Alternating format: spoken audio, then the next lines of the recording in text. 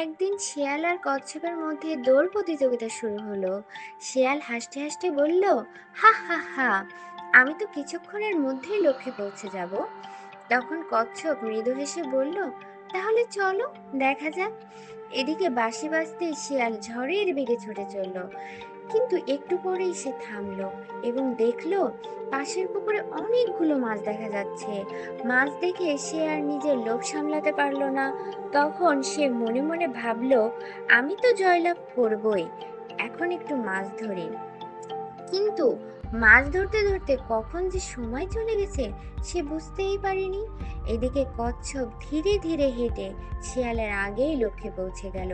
তখন পেছন থেকে শিয়াল দেখে বোকার মতো তাকিয়ে রইল। তারপর কচ্ছপ শিয়ালের দিকে এগিয়ে এসে বলল, জয়ী হতে গতি নয়, লক্ষ্য থাকাই জরুরি। তো বন্ধুরা, এই ভিডিও থেকে আমরা জানতে পারলাম লক্ষ্য স্থির না থাকলে কখনো জয়লাভ করা সম্ভব না। আজকের মতো এই পর্যন্ত। দেখা হবে আবার নতুন কোনো ভিডিওতে।